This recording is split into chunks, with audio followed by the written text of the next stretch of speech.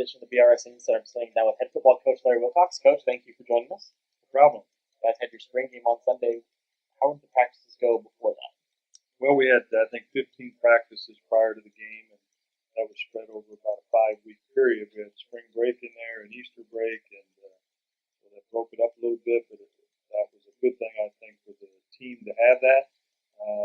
The only thing that wasn't so great was the weather during that time period. I think we only had one nice day other than the spring game. So the guys worked around that, and the coaches, and it was a productive spring for us.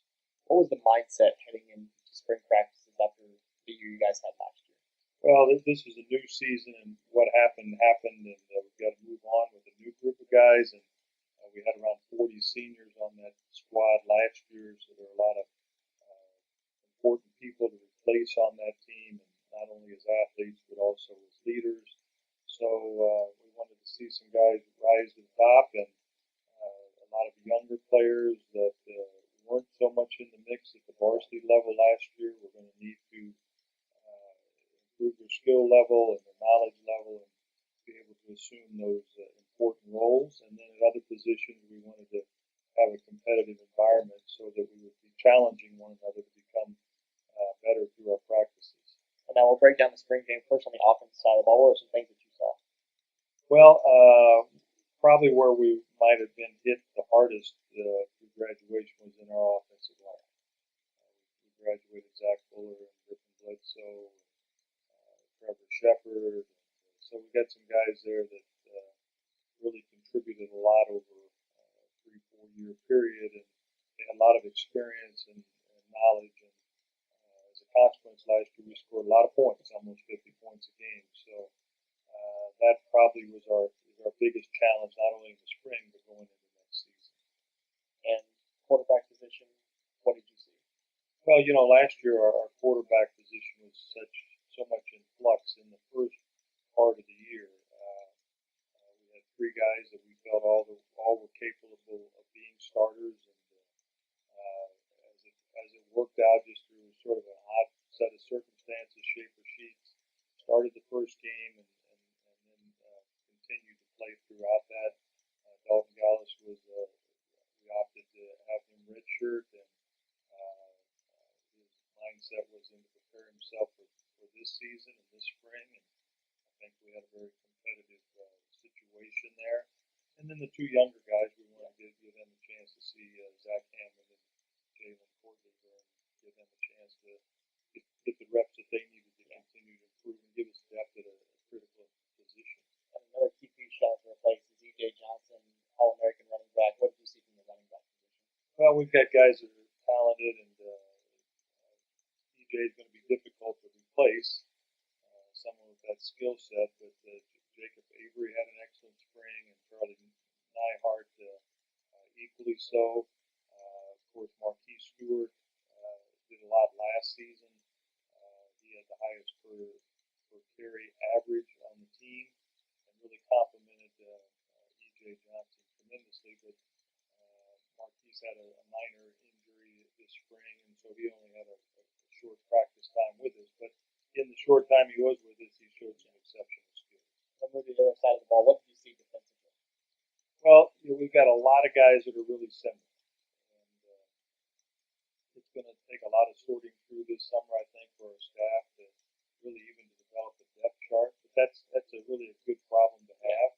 It's not like we've got a lot of guys that aren't good enough to play. We feel like we've got a lot of guys that are skilled and can play. I think the thing that probably the best characteristic we have defensively is the speed of the unit. They can run, and they're going to put pressure on teams, and our defense likes to stunt and blitz and bring pressure anyway, and I think this group of defensive players likes that kind of mindset and that type of defensive scheme, and so we've got the quickness, I think, to be able to do that. What most impressed you coming out of the spring game? The weather. It was finally the first nice day we had. And it didn't look like it was going to start out that way in the morning. So with all 3 teams playing softball, baseball, and ourselves at that end of the campus, it was nice that the sun came out. We had a good environment, not only for the players but for the fans. I think the game itself was sort of started off a little bit sluggishly, and guys were being not quite as aggressive as we perhaps hoped that they would be. There were a few too many mental errors and mistakes, but I think as we got into the flow of the game, it really started to turn around. And one of our goals, and one of my personal goals, is that we become a more physical team. I think that's really important to us having success next year, is for us to be a physical football. Towards the end of the game, though, it got a little wild.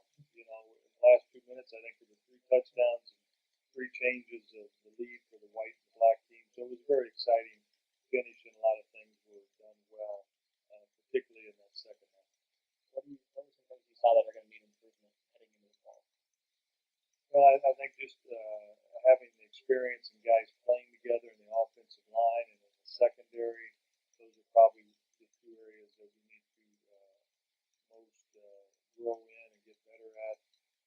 The other thing that happened in the spring that I was very happy with was the kicking game.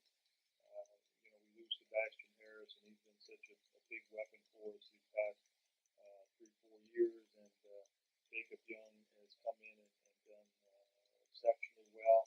We lost Zach Wax, who's been a 4-year starter at long snapper. The typical fan in the stand really doesn't appreciate how important that spot is until it's not good, and then they were like, wow, what's that guy doing? You know, so we got to develop that, and there were 3 or 4 guys that stepped up and said, Coach, I'll try that, I'll work at it, I'll get better at it, and they did, and I feel better about that. Kicking, you know, we returned Jacob Young as a place kicker and kickoff guy, so hopefully he'll be even better. But then we have Trey Adger, who I think came in and kicked a 45-yard field goal in the second half of that game as well. All right, Coach, well, thank you very much for joining us.